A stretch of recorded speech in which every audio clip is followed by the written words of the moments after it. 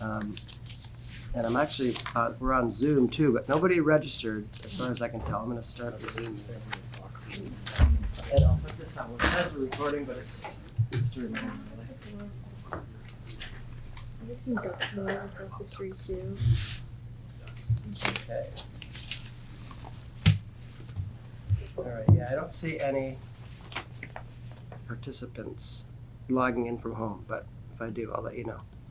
Okay, so the Climate Action Plan Working Group has been working on really a lot of background research and understanding of what a climate action plan is and what other communities' climate action plans look like and what it should look like here in Portsmouth. And we have the pleasure tonight of having them present. And I think it's going to be Effie, John, and Steve and Jess, right? You four? I don't know what order, but I'll let you just tell me when to advance the slides. I'll start the slideshow and then we'll go through it. And then probably you want to go through it and take questions after? That's probably the best bet. To get through it all? Yeah. Probably be good. It looks like it's got a lot of content, which is great. Great. And if I can open it, here it is. Okay. How about if I kick it off? So we started this subcommittee right after the meeting before last. We've been at this for about 7 or 8 weeks now. A lot of education. We'd love to share what we've learned. The objective here is ski towards what should a climate action plan for the city of Portsmouth look like. And I personally feel like we know a lot more about what that might look like than we did this time 2 months ago. Okay, Peter? Hang on, I'm trying to get it to go. It's not. No problem. It's probably me. Just this thing. There we go. There we go. Okay, next please. So what we've been doing is a lot of education of ourselves. We went out and we read a whole bunch of existing climate action plans, so as not to be reinventing the wheel. Not to interrupt you. If you pull the mic a little Oh, closer. sure, good idea. We are recording it. It'll capture it better. Good point. Thanks. We're going to share some of that research with you. We've been looking at what have been good caps and how might that impact what we're doing here. Our goal really is near term to be able to help Peter put together an RFP, which will spell out in a fair amount of detail what should the Portsmouth Climate Action Plan look like. We will be looking to engage a professional at some point to develop the thing, but we don't want to just hand over a blank sheet of paper. So that's what we all have been working on to this point. Okay, Peter. So sources and work products. I mentioned this in part because we have a library. It's online. It's in a Google Share Drive, and I welcome everybody to take a look. We have found so much good content. We just decided to set up a share drive. So some of the things we've been looking at, there's some very good books by Hawken and John Durr that I strongly recommend as a read. We did carve out some of the caps, and the group is going to talk about the climate action plans from different cities that we liked and what were relevant here. And we've also spoken with some of the local groups like the Sustainability UNH, the Climate Solutions Group here in the city. A couple of us are members of Clean Energy New Hampshire. So a lot of what we're seeing here is a sort of amalgam of inputs from lots of folks. That is the link to the drive. You will get a copy of this presentation. So feel free to shoot any of us a note and we'll make sure you have access to it. Thanks, Mary. So what is a climate action plan? We grabbed this out of several of the existing caps. Don't worry too much about the art chart because the original source is in that share drive. But in looking at the climate action plans that we liked from several cities around the country, there are a couple of recurring concepts that we thought were good and relevant to us. First of all, climate action and the climate action plan need to reflect the combination of both sustainability and resilience. We want to do less production of greenhouse gas, yes. We also have to recognize how do we deal with the existing state of the world and where it's going regardless of what we do.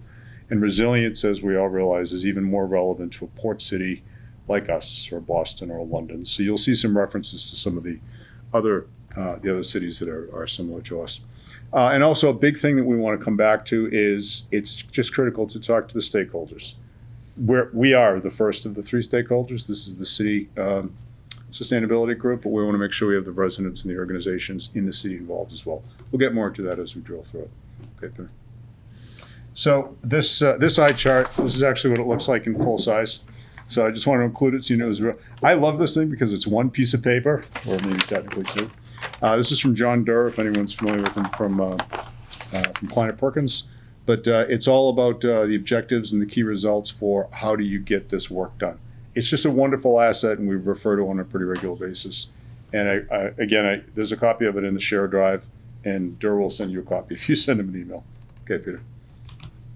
So what are the elements? I'm not going to beat them to death in the interest of time, but what we're looking for is a plan for the city, like any other plan. And Peter keeps reminding us of this. It's got to be actionable. It's got to have a process involved. We don't want to set large-scale aspirational goals we can't reach. We don't want to identify a bunch of things we want to do that we will never be able to afford. So it's all about, yes, let's do the best we can for the city of Portsmouth, but in a way that we can afford to make it happen. We'll identify what the overarching goals are, and then, not unlike Dur's chart, we like to break things down into the 5 or 6 categories that can be addressed: transportation, energy, buildings, and so on. It also includes the cap. A good cap needs to include, what is this stuff going to cost? What's it going to cost the city? What might be available through federal funding? What would the other partners in this, like the businesses and the residents and the organizations, what might their contribution be? Because this is a city with lots of different organizations, we want to make sure we're aligned with the other organizations in the city, Public Works and the Tree Organization, and there's a dozen different organizations. The Master Planning Organization itself, we want to make sure that we're tied into that. And finally, reporting. This is a big thing of any plan. We would love to see the plan spell out how we can not only do the work, but measure what's being done, measure period over period progress, and share that with our constituency, which we believe to be everyone in the city. Okay, Peter. What are the things that we look at? These are the 4 big ones, and they're all critical. So our particular cap will have to reflect, what's meaningful. But the greenhouse gas emissions, you hear a lot about that. That's mitigation. How do we reduce the amount of GHG that we are generating, or GHG, carbon, often referred to as carbon dioxide equivalents, carbon monoxide equivalents. Adaptation, as we addressed earlier, that's about how do we live with the things that are already going on, and what's that going to mean. Sequestration, it's a whole topic unto itself. In our case, being a tree city, that's a good place to start. And a lot of the better cap plans have addressed how do we do this in an equitable way. The term climate justice refers in part to the fact that not everybody gets served the same way when a plan gets put into place. So let's think about that up front to make sure everyone is being served. Okay, Peter. I know I'm racing through this a bit. Again, there's a lot of content here. We'll kick it wide open for Q&A once we get through the presentation. We spoke to a consulting organization called CivForge, who are in the business of helping get these things developed. And these are some of the things they tell us create successful caps. So with support from the city, we have that because we're here. The actionable steps we talked about, things that we can measure, and the technical guidance, that's where we'll probably bring in someone who's got expertise beyond the people in this room. But again, if we're building a house, we're not giving them a blank sheet of paper. We're giving them a rough sketch of what the house should look like. Help us design this house to our budget and our needs. Next slide, please. Roles, we talked about this a little bit earlier, and as we go through the cap, it's really important that what the city's role is in the cap needs to be spelled out, and the residents and the organizations in town. The point of this, it may sound self-evident, but these are things we've been told are often overlooked. We don't want this to be a city-only thing. We don't want it to be a city is standing back a little bit and saying, yes, this is a good thing to do, but we don't have anything specific. Our view as it's evolving is Portsmouth can take a lead role and certainly take responsibility for our part of the greenhouse gas footprint. But as we've discussed, that's a very small percentage of the total. However, we are the city, so the things that we do can serve as examples to the rest of the organizations. Josh, thank you for what you sent out yesterday on plugging in the EVs. I got all excited when I saw the city tearing up the parking lot near my house because I thought they were laying in 480 volt lines for the EV chargers. Yes, they are. So the fact that Portsmouth did that for that lot, great. That's something we want to share with for example, the businesses in town. You guys could be doing something similar. So the thing about roles is there's a lot of people that can be involved. Okay, Drew. We just pulled an example, and I just touched on this briefly because the rest of the committee is going to drill into individual cities. But just an example, and one that we really liked from the Concord, Massachusetts Climate Action Plan. This is the type of artifact that comes out of a good cap. Again, I realize it's an eye chart on the left-hand side. The full original is in the share drive. But any homeowner could look at this. I mean, I could show this to any one of my siblings and say, you know what? Here's a half a dozen or so things that you could think about to electrify the house. I had a conversation with my brother about a month ago. My brother's an engineer. His background's very much like mine. He really wasn't quite sure what a heat pump was. I mean, so Wasn't quite sure what a heat pump was. Oh, We talked about, well, here's what I lead with him and my sister-in-law and my two nephews. Well, if you guys could switch off all of your oil and all of your propane tomorrow, would you? Yeah, but how do we heat the house? So things like that. It's just sharing what's available. A lot of it's been done, but we just want to make sure we spread it around. Okay, Peter? And at this point, what I'd like to do is just turn this over to my colleagues who we've all sort of voted on which of the caps that we have in our shared drive did we like the best relative to Portsmouth. And we'll just go through some of them and call out what we liked. And I don't remember who had Milwaukee. I do. Is that Jess? Yep. So this is obviously Milwaukee, Oregon, which, just to give you a reference point of where that is, it's a little south of Portland. So it's inland. It's along a river. And it's kind of probably a little north of us longitudinally. But so just kind of get an idea of where you are. how big is it? That's a good question. I don't remember. All right. I can tell you their cap is 106 pages long. Okay. Enough said. And as a side, sorry to interrupt, Jess, but I forgot to mention the group has also put a fair amount of effort into putting together sort of a ranking chart. It's a spreadsheet that's in the drive. Cool. We captured things like what's the population of Got the it. town. Almost All right. identical Portsmouth, 21,000. There you go. Too slow. So the reason that we pulled this slide out was just to kind of give you an idea of the process that most of these caps go through. So obviously, like John said a few times now, usually a professional consultant gets involved, but then it's really a process of collecting data and information. So you start looking into what the greenhouse gas collection is for the city.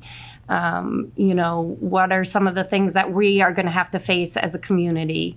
And then they really start reaching out to the community. So they start doing things, talking to local organizations, whether that's local businesses, nonprofits, other groups in town that, either we hope to participate or already have a stake in this or whatever.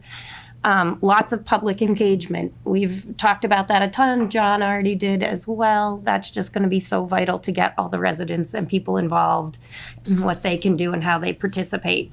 And I like that this one kind of talks about doing a fair. It had some town hall meetings. It also had an online survey to get feedback. So it really tried to get people engaged in a variety of different ways. One of the other pieces about this plan that we liked is that it also talks about co-benefits of having a climate action plan. So it's not just addressing the climate change piece, but it's also looking at, okay, if we take this action, it could improve our community's health. Or it could be more fiscally responsible for us as a community to operate this way instead of the way we've been doing. So some of the better plans account for all of those pieces. You can go to the next slide. One of the things that we've really learned from all these plans is that it's very helpful to clearly state what your goals are and give a time frame. So you can see right across the top, they have goals for 2035, 2040, and 2050. And they're clear, they're measurable. This is sort of setting the basis for what their plan is going to be. One of the other pieces that I like that several plans do is they just define some things, which I think is helpful just to make sure everybody's on the same page. Some of that's just like formatting and nitty gritty, but it is helpful just to kind of make sure everybody is thinking about things the same way. And so then the next slide, Peter. So this is a busy slide, but I found this plan to be really helpful because, like John says, it addresses a lot of things and it does it well. Meaning, they've established their 3 major goals. Now, from each of those goals, they're going to have to figure out actions. What you see on the left are those categories that John talked about. So are we looking at building and energy? Are we looking at transportation? Are we looking at waste? Where are we going to start taking action to address the issues? And then they also talk about who's going to implement it. Is it city-led? Is it community-led? Is it the businesses that are going to take the lead on this one? Who's going to be the lead or the partners or who is going to be involved in this action. Is it something we do right away, or is it something we do down the road? What is the actual impact it's going to have? So they're really looking thoroughly at all these pieces. Then to John's point, what's the cost, or what are the savings? How's it going to impact us as a community fiscally? And what other benefits might we see from taking this action besides just addressing climate change issues? And so for each action they propose, they address all of these things up there. So you can clearly see, if I'm a citizen and I take this action, this is the impact it's going to have overall on all of these different pieces of the puzzle. Excellent. So, Thank you, Jess. So Effie, I think you have Albany. so come with me to California, and we're going to Albany, which is across the bay from San Francisco. And again, about a population of 20,000. We started by looking at plans with cities with a similar population to Portsmouth, just because that made sense. And it's on the waterfront, which is another similarity with Portsmouth. The difference, and this is important for us to be aware of and to think about, California has a state climate action plan that's current and realistic and based in science. And enforceable. And enforceable. New Hampshire does not have a comparable climate action plan. So that's an important difference. And one thing we really liked about Albany, California, they have a group for community engagement called Carbon Free Albany. And I'll send the flyer around the room so you can just get, this is actually in the climate action plan, and it's a link to the website for Carbon Free Albany. But they put challenges out for households and neighborhoods to be almost competing with each other on these carbon-free challenges. So on this slide, if you look at the right side first, where it says mitigation and adaptation, so not all plans address adaptation. This plan does address both, and they see this area of overlap in the middle of the two circles. For example, building weatherization would be for both categories. And then building climate resilience, we talked a lot about reduction in greenhouse gases, but an interesting feature of Albany's plan is they really talk about increasing carbon sinks as well and being prepared for technology as it develops. You know, Bert's mentioned some of the technology that's on the horizon. It's really hard to keep up with, but important. And then on the left side of the slide, I think it's a way to approach a climate action plan that addresses both mitigation and adaptation. They're looking at a phased approach because we've talked about the urgency. It's really about the greenhouse gases is the matter of urgency for the city and for climate change. So is that a phase one issue? And then the adaptation issues are phased in over a different time frame. And that's kind of what this critical pathway represents. So I think that's it for this slide.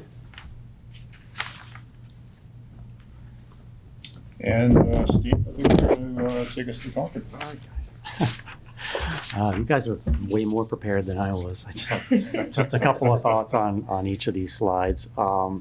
This is Concord, Mass, obviously, showing just a couple of charts about their greenhouse gas footprint.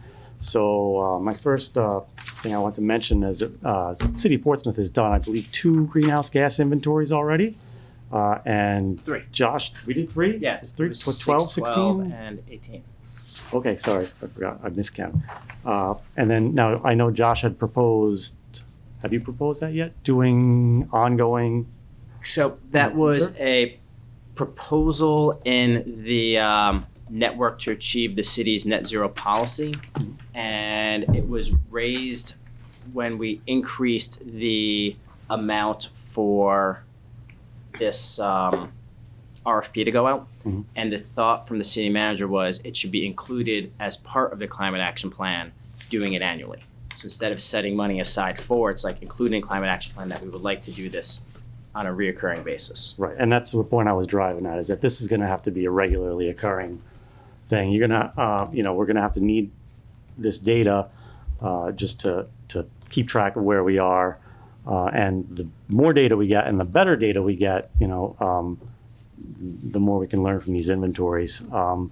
Just to point out that this slide in particular breaks down the emissions by sector and emissions type, which I think is a pretty good start. But you can definitely dive deeper into the data, which I think is important because you want to be able to distill that information to get these useful insights that will actually lead to the actionable plans in the climate action plan.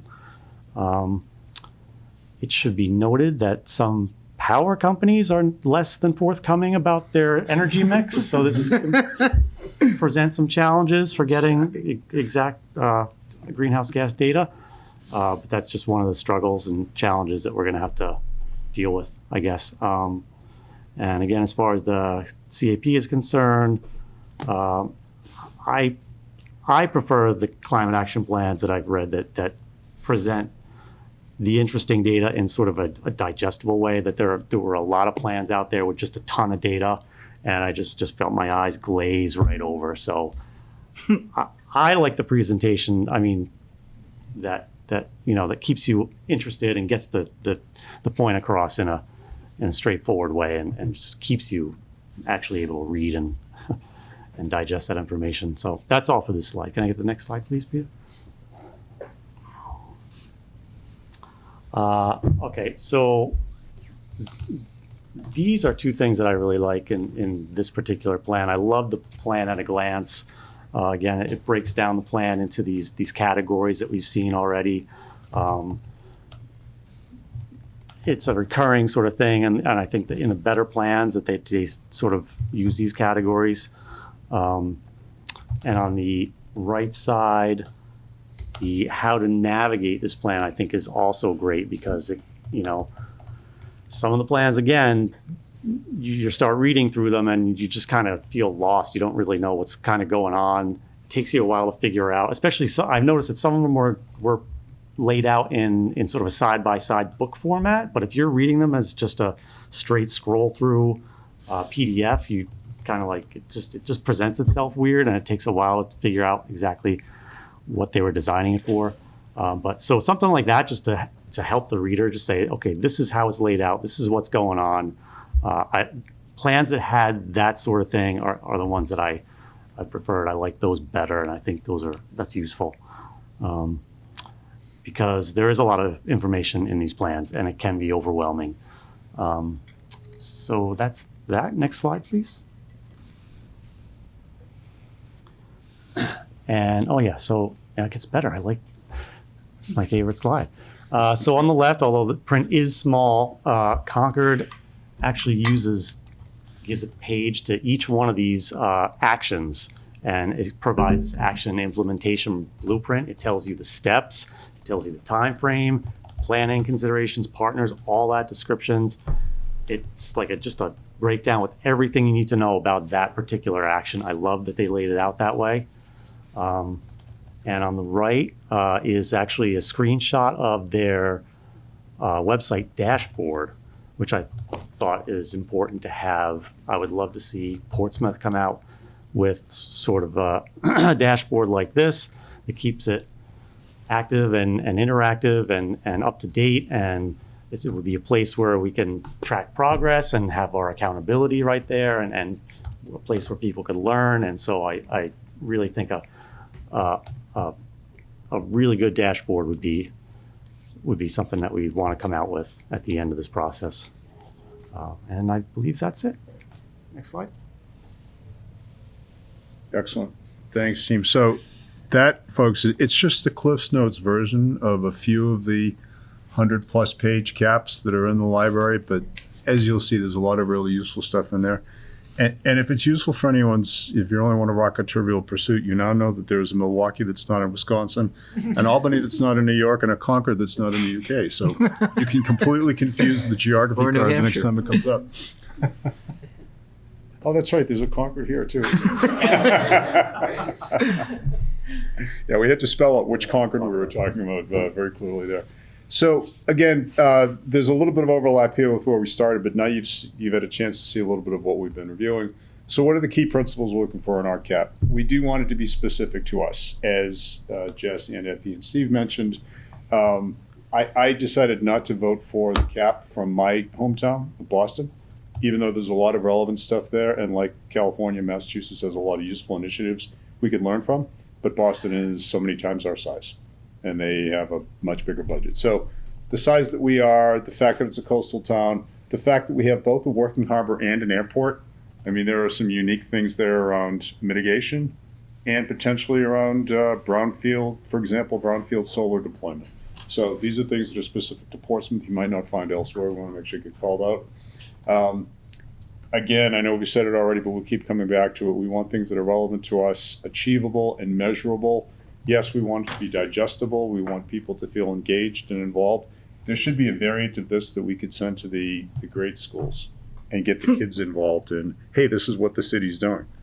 If not, then maybe we just haven't done that great a job of communicating it. We talked about who the stakeholders are, so we'll come back to that throughout this whole process. And then in terms of getting the plan built, these are just some of the things we want to hit on.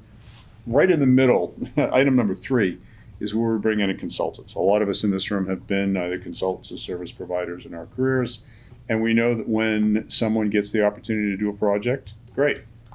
We want to strike the right balance between here's a blank sheet of paper and here's how much money I have. How long is it going to take? We don't want that. But by the same token, we don't want to do all of the work or do so much work that we're not leaving room for the expert to bring in their expertise. So striking that balance is just something we want to make sure that we do. And also we want to make sure that we're learning from our friends and neighbors. A number of the caps are very local. Concord, of course, and York and Portland and South Portland. We spend a lot of time in New England-based caps. Not because they're New England, they just happen to be really good. But these are folks we can meet with, drive to, learn from, so on. So just a couple of things to consider for our particular cap. Okay, Peter. We also want to take into account what's already been done, because clearly work has been done. Josh mentioned that there have been 3 inventories done already. And as Steve pointed out, that's a great place to start. And we'd like to roll that into something that's repeatable, not repeatable, but repeated and updated, and it gives us an opportunity to track over time.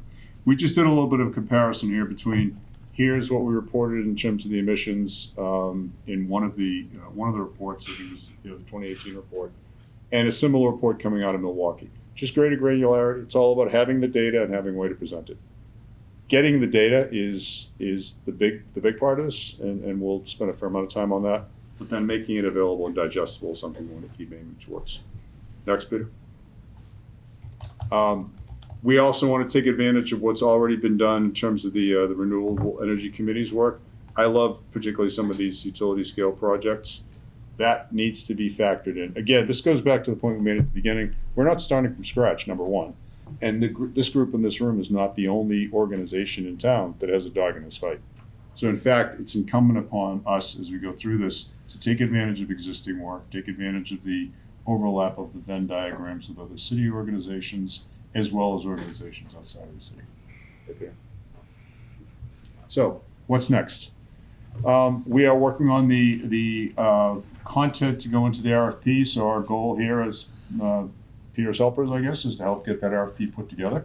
We want to continue the engagement with all of the constituencies, and we're looking for inputs on how best to do that. We've just set some goals for ourselves to be able to distribute RFPs out. We're targeting summer, early summer, June of 22. We expect it will be several months, a couple at least, before we get significant responses back. We'd love to be in a position to select the consultants sometime in the fall, which, knock on wood, will roughly align with the time that the money to pay the consultant arrives. But we'll just manage through that process. How long it will take to finish? Obviously, that's something that we'll need inputs from the consultant in more detail. But very roughly speaking, that's what we're aiming at. And again, this is somewhat cast in jello. We're all learning as we go, so we're open to any inputs. Next one, Peter. My favorite slide. So now we stop talking and throw it open to Q&A. Yes, sir. I have a combination of questions and comments, 3 of them. But first, I just want to let you know, I was texting with Councilor Cook right before I ran in here. She had a death in the family, so she couldn't make it tonight, but she's just arranging house sitting at the moment. Okay. So she couldn't be here. But as far as the 3 questions and just points, I'll just throw them out there and you can take them in any order you want. For the consultants and all of the prior ones that you looked at, were there any ones which you saw pop up a couple times, like the same names? They were. Second question, regarding the inventories, an issue that we found is the way the inventories were being measured changed between the years. The software changed and everything else. So it was hard to compare, I think, the 2006 to the 2012 to 2018. So I don't know if there's now a baseline that everyone uses across the country, or if it's still just people using all different measurements. And then the third one, just on the, I love that you included things from the renewable energy policy and the framework, but it is somewhat outdated. Like some of the things in there, which I put a lot of effort into researching and writing, I've since learned it's actually not good. Okay. For example, one that was listed when you mentioned utility scale was the biomass at Schiller Station. Like, as great as that sounds, it's actually not that great overall burning wood to create electricity. Okay. So obviously it beats coal, but just one of those things I learned over time, and I actually found myself going against it after that report was released. So things, Good on you. Yeah, The things ability to pivot on your yeah. own. So I your own pivoted on path. that. So that was 3 things I threw out there. Okay. Any order you guys want to take them, if you have any thoughts or. Would you guys want to tackle the consultant question? Because Yeah, so when we say subject matter experts or consultants, most climate action plans use a team of consultants because of the technical aspects of measuring greenhouse gases. There's usually like an engineering practice and then more of a consulting team that's involved in projects doing community engagement. So that's a different kind of consulting than the engineering and technical type consulting. But Kim Lundgren's name came up a few times, in particular with Portland, but also I believe in Concord, Mass. But we put together a list of consultants and scopes of work and contract prices, and that's also on the Google Drive. So, because there's engineering firms, but they're not familiar to me, like Integral Group or Linnean Solutions. I think they work in environmental engineering. But there's a number of them. And, you know, when you look through the plans, they usually credit the group that put them together. So, And to that point, there are also some, I hesitate to call them consultants because they're not necessarily fee-based, but organizations that are in a position to and are willing to help with this type of effort. So we spent a lot of time talking to the folks at the Sustainability Institute at UNH. There's a lot of native, local expertise there. And the Clean Energy New Hampshire group, which I think, Josh, you've been involved as well. They've got a lot of very good content already. What they're looking for is to be engaged and to have the city engaged in these larger initiatives like pushing Concord, to maybe address some of those things like the reticence of the utilities to share what they need to share, as an example. So in addition to the 4 fee consultants that Effie was talking about, and yeah, there do seem to be some recurring names. We've also got some other resources that I think can help us with this. That sort of, Josh, rolls into your question number 2, which I'd like to take a crack at. So yes, in the last 10 years, from what I've learned over the last year or so, there's probably been 2 or 3 significant changes in the way that GHG and CO2e is defined, much less measured. So it is unfortunately the case that data that's more than 2 or 3, 4 year old may at least need to be rationalized in some way. Just one asset, a couple of us on the group have actually gone and taken UNH's training in UNH's platform. It's a thing called SIMAP. It's a SIMAP. There's some detail in it, again, in the shared drive. The reason I went into it is, number one, it's UNH, and I have a lot of respect for them and for the Sustainability Institute. Reason number 2 is a lot of their expertise is within a short drive of here. And reason number 3, as a software person, I look at it as a platform. I liked what I saw.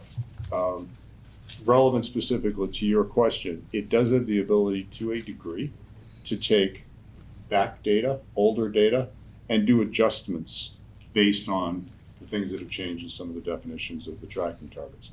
Now, is that 100%? Of course not. It will probably be the case that this year's data will be better than last year's data, which will be better than the previous year's data. But if we can all be, if we can all live with that less than perfection situation. I have already volunteered to Peter to be his, what am I, your intern? Is that Always done by interns or co-op fellows. student or Yeah. what? Fellow- Brings you fellow- back to my Northeastern days. Fellowship. We thought, I mean, I have volunteered myself to take the license, I have a license for this sign that thing. It's very short money. And I'm gonna use that to work with Peter and Josh, love to work with you and whoever else. Let's just capture what we have. And it may turn out we'll look at it and say this data is completely, backwards. But at least it will be a start. Whether that's the platform going forward, totally different question. Consultant might come to us and say, you know what, for what you need, here's the platform that has worked for 10 cities that are much like Portsmouth. I'm totally open to that. But in the meantime, I'd love to just get us into this, get into the process of getting that collection and reporting and analytics up and running. And just Long-winded answer just to the question. along those lines, the issue came up, I don't know who raised it, about the utility companies and how they measure things, how they aren't very forthcoming with the data. It's also the fact that probably in those greenhouse gas inventories, we got the data from, it was PSNH and then Eversource. Mhm. I think they probably divided it differently when they divided the sectors up. It's really about the sectors, so you have your residential, commercial, and industrial sectors we're looking for, and Right. each time I think they could have divided it separately, so it's not even apples to oranges, Right. it's apples to bananas, Right. I don't know, but, Right. so there's a lot to look at, but Mhm. I think that's a great place to start, to Yeah. compare what we have in our 3 reports, Yeah. and then see how we start with the new report. Absolutely. And your third question, I think, was More of a about comment involvement of on- the framework. Correct. Yep. Anybody want to take that one? What was the question again? Oh. I would say it's just evolving, already like lost to your point, I think we are just trying, it's not necessarily that we've decided on any of the specific things, but just trying to be aware, like the city has already taken action, there are already things happening to address this issue. So how do we, is it appropriate and how do we make sure that they are included in our Right. CAP moving forward? Which again, I greatly appreciate having put half a year into producing that framework. I, for one, hate seeing good work go unused for whatever reason. And Jess makes a great point too. So for those of you that haven't seen it, take a look at what Josh distributed last night. It's just a piece of what needs to be done, but we electrify by making more charging available so that the visitors and residents and businesses who actually have EVs have some place to go to charge them. Now, how much of that, Josh, would you say was in scope in 2018? Probably not very much, And I could since EVs were largely a thing of the future 5 years ago, 4 years ago. So anyhow, continuing to include what others in the city are doing, and learn, Josh, like you said, learning from what's been done.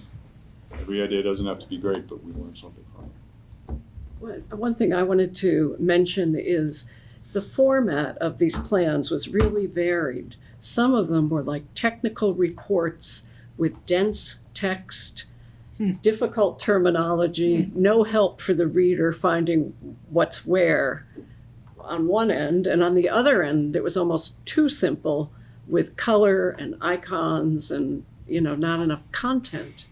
But the Concord plan in particular, their greenhouse gas specifics were in an appendix. So the overarching goal for greenhouse gas drives all these 22 strategic actions they follow, but the technical side of it was in an appendix.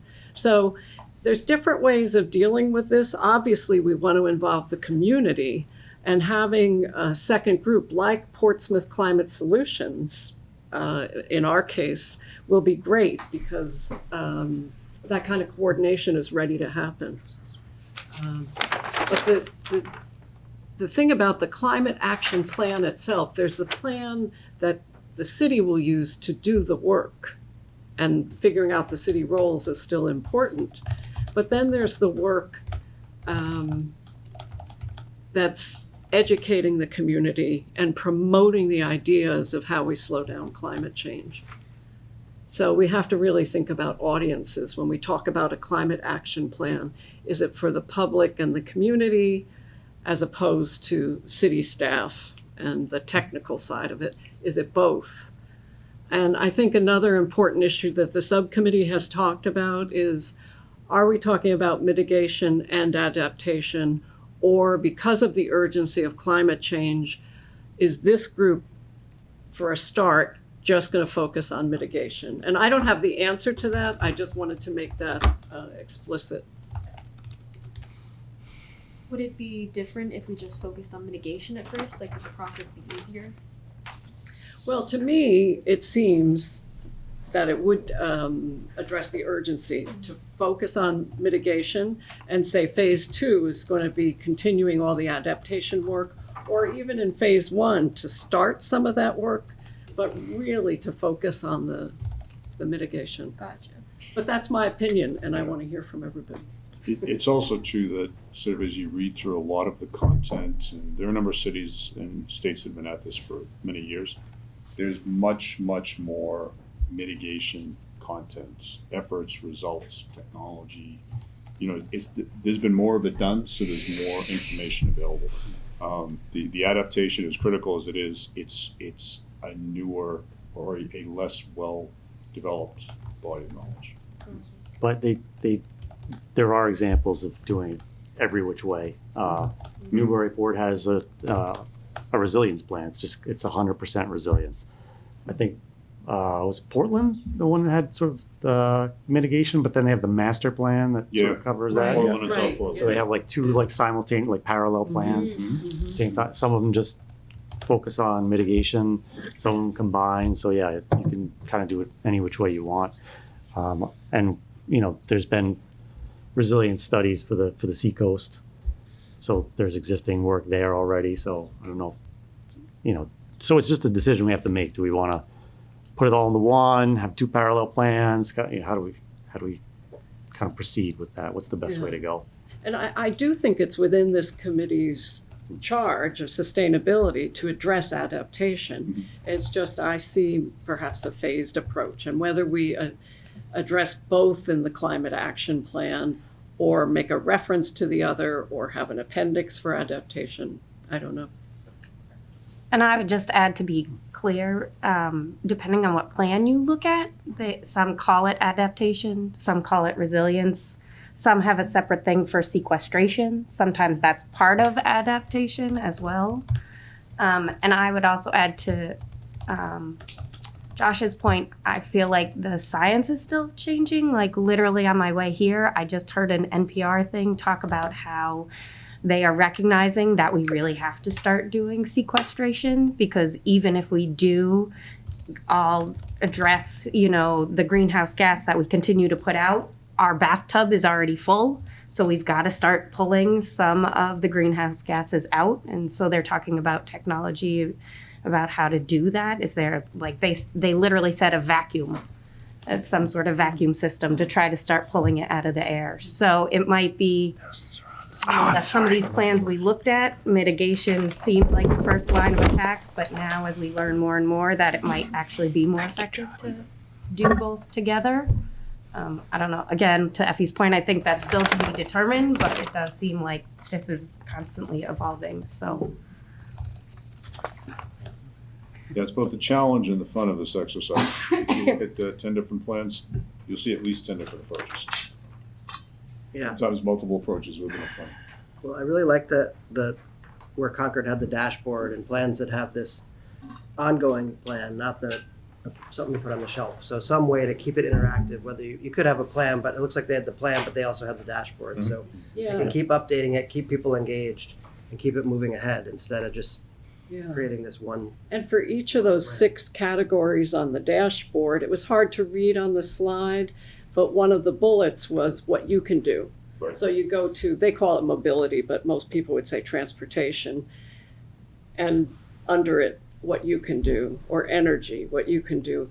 And another interesting thing about Concord is they addressed historic homes and Yep. how to retrofit them and work with codes and historic district commission issues effectively.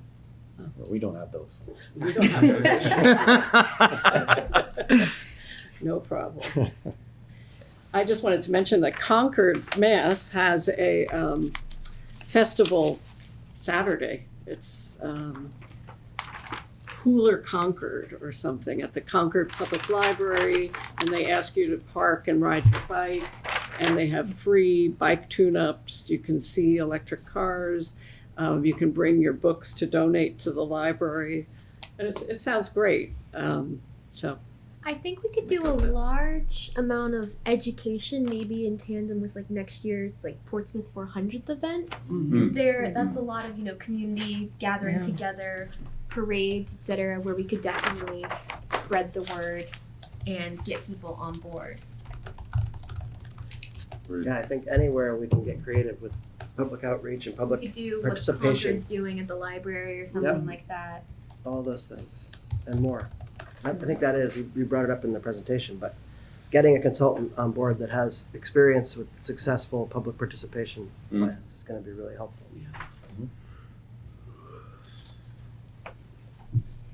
Sir? Thank you. So first off, I'm blown away by the quality of work you've done. I mean, it's really, really powerful. Thank you. And I just, as a Great group. resident here, I'm deeply appreciative. That said, I've got a number of questions and a couple of comments.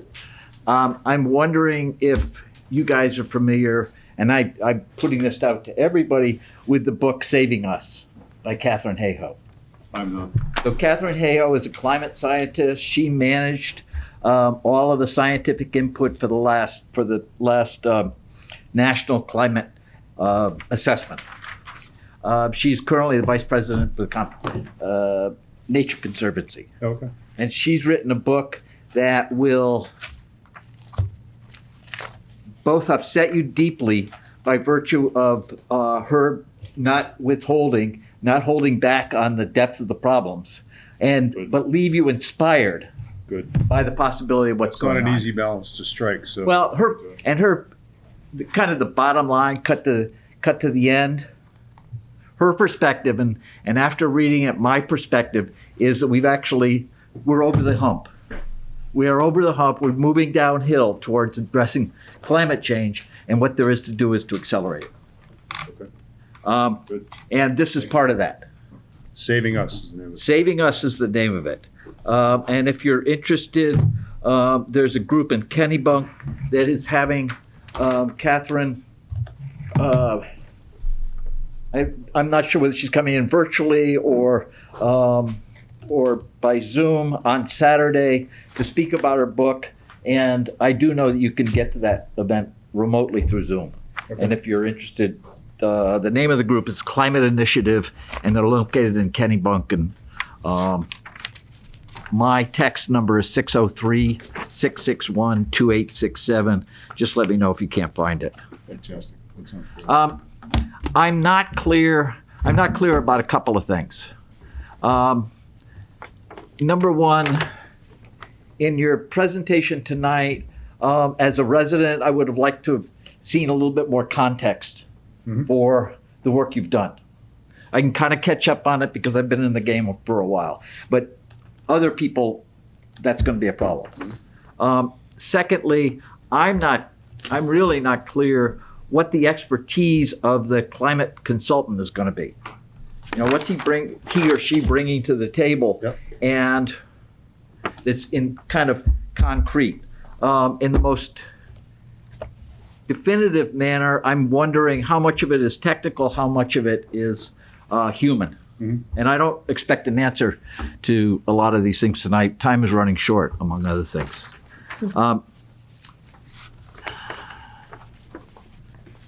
Well, I can comment just briefly on that last one, because it's a good question. So the consultancy we're looking for, you guys check me on this.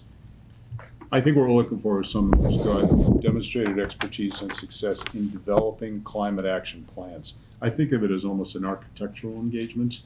The result back to us is a blueprint. It's a cap. So it's the actual climate action plan for the city of Portsmouth. They'll be laying out what needs to be done. They're not going to Well- be doing it because this is a obviously large Yeah, scale. So my hope is that it will be a partnership, that you guys, with the expertise you've built, will work closely with them and they will work closely with you. Oh, absolutely. And they'll be almost your staff. So that they're Agreed. like that. Yeah. Um, I tell my doctors and my lawyers that they're consultants and they really don't like it. Yeah, but- exactly.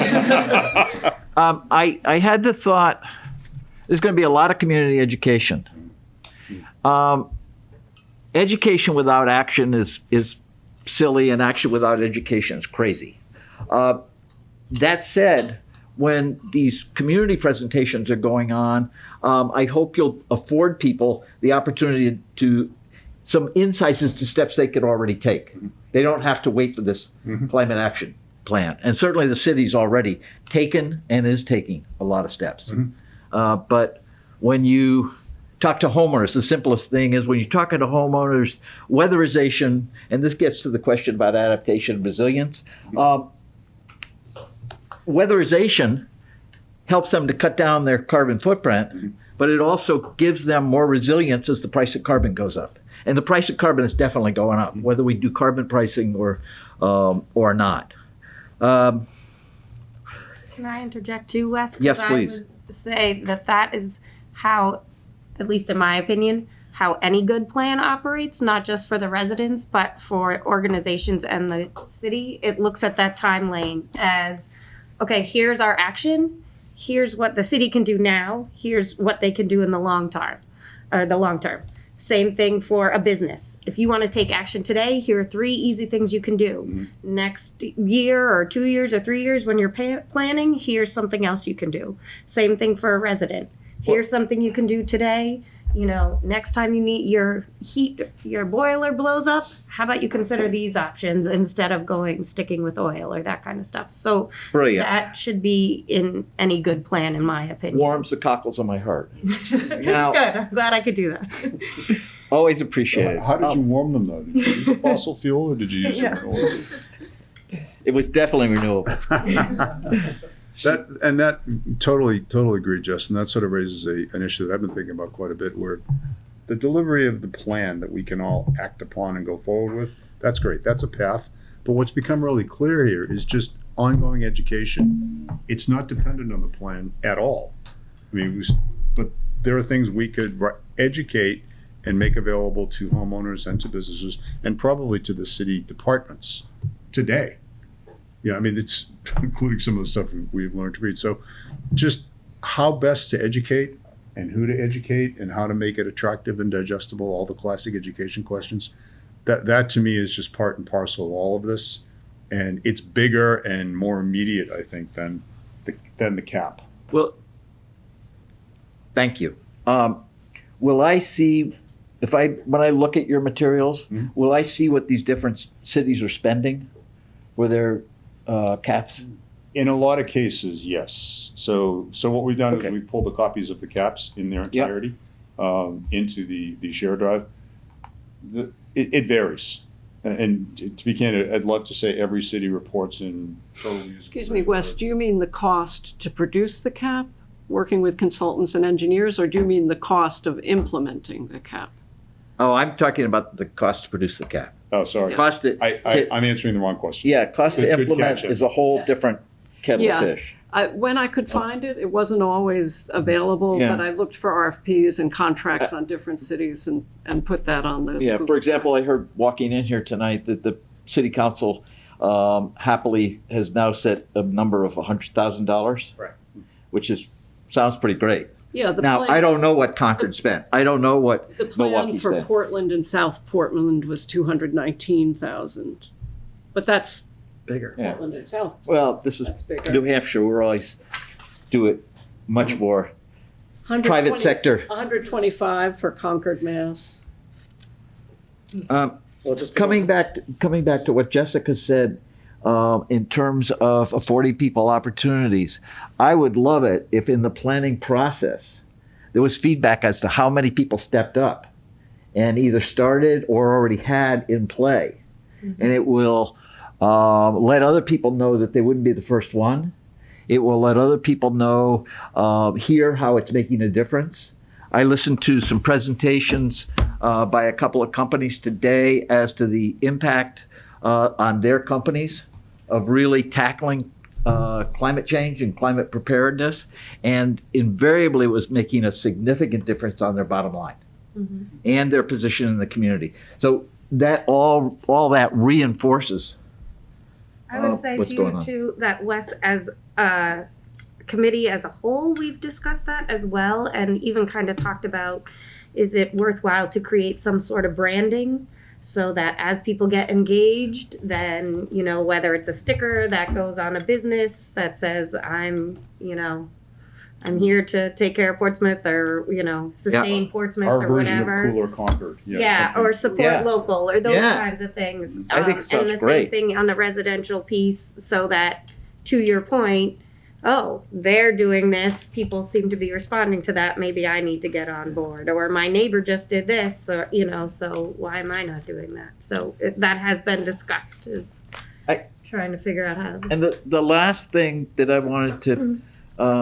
put into the conversation, and you touched on it, was the whole matter of advocacy and discovering that there are structures in the state that are getting in the way. There are things that the state could do in an enlightened fashion. There are also things that the feds could do. Right. For anybody who doesn't know, I'm a strong advocate for carbon pricing at the federal level. And this committee, historically, for those of you who don't know, has signed on and enabled me to go forward and have the city council on 2 different occasions endorse carbon pricing. And I would love to come back when you don't have such a full agenda, Bert, and kind of update you on that conversation. With that, thank you for allowing me to take so much time this evening. And This was again, the I'm objective. just thrilled by the work that you're doing. Thank you. Just really, really excited. We're having some fun, aren't we, Tim? Yeah, it shows too. Yeah, it's great. Any other questions for these guys before we move on? We're trying to move our agenda forward here. Please drop an But email to excellent any job. of us, and if you would like to look at the material that's in that link in the share drive, it's just a question of send an email and we click a button and you can get at it. Fabulous. Yeah, a lot of great information. I'll get context from John or Bert. Okay, there's one item on the agenda missing, and it is the charging stations. Right? I don't see it on here. Or did you get it on there? This Not meeting yet. used to end at Okay. 7:30, I thought. What time is it ending now? 8:30. Okay. Just getting started. So where do we want to go next? I'll We have did to the boogie climate if I've action got a plan, dinner. symposium for Seacoast Climate Action. I don't know who put that on there, but if no one's speaking to it, I can speak to it. Shall we go there next? It'll be quick. Sure. So I'm not sure of all the players in the Seacoast Climate Action Group. 22? There's 22 people in this group.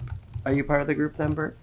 And the idea for the symposium was really to get, I guess it's more of a networking opportunity to talk to all the different communities and people involved in climate change in the region about what they're up to. And so what they've done is Allison Tanner has taken the lead for this symposium, and the mayor has offered to host it and do a little introduction.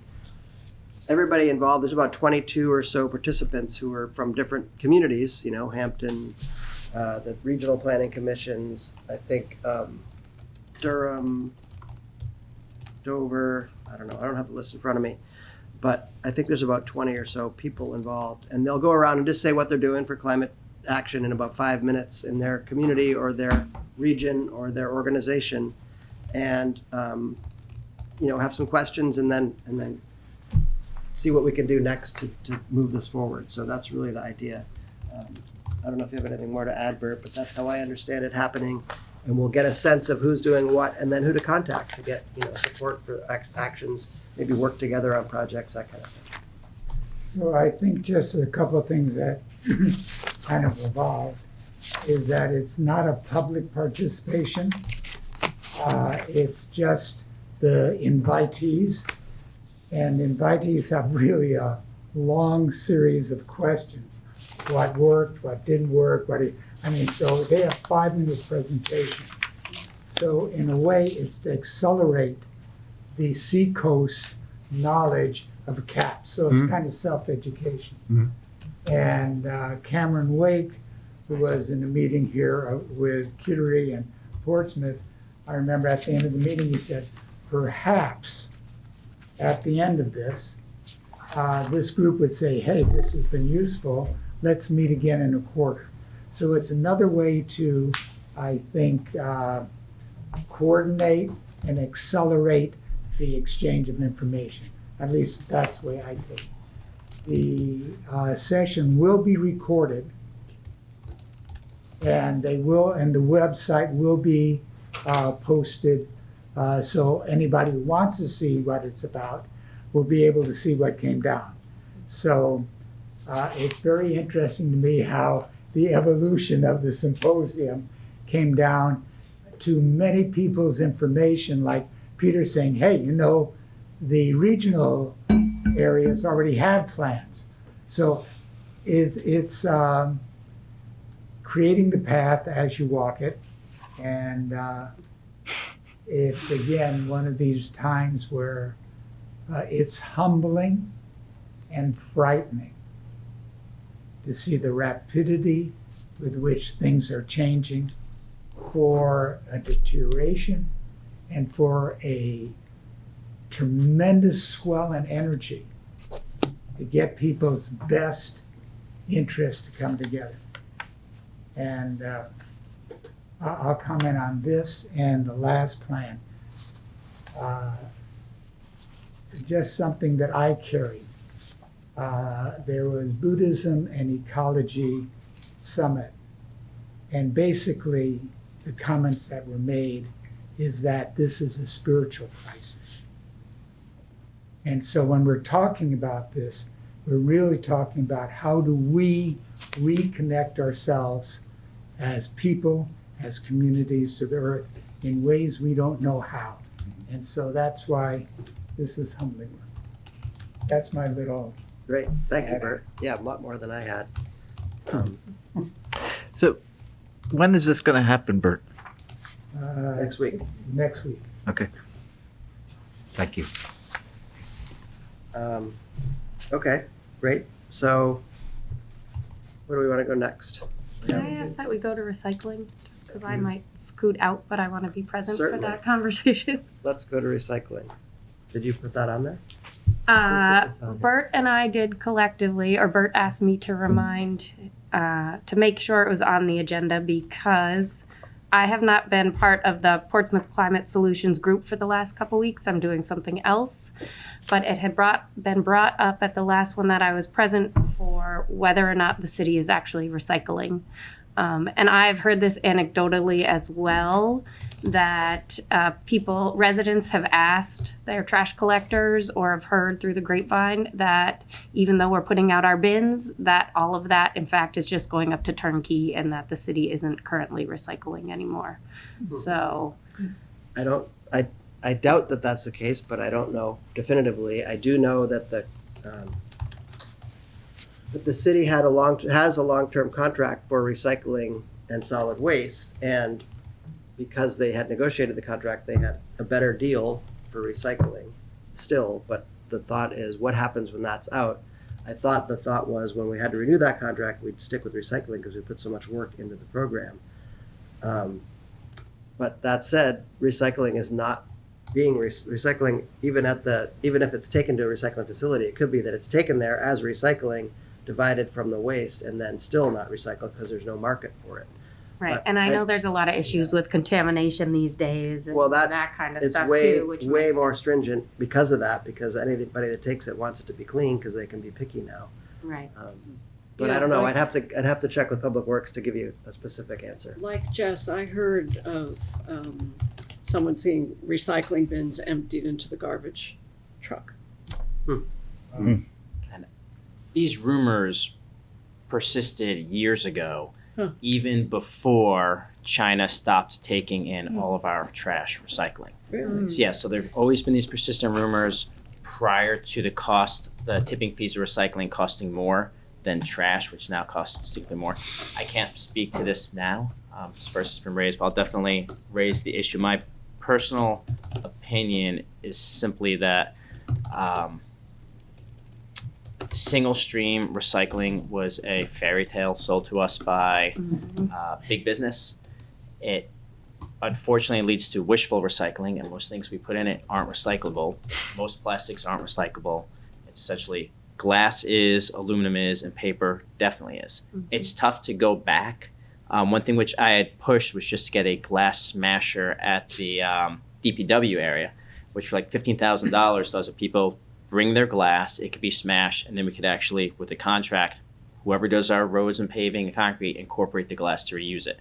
Like on small scale, recycling works, but on large scale, single use in the US hasn't worked great, and plastic's not recyclable.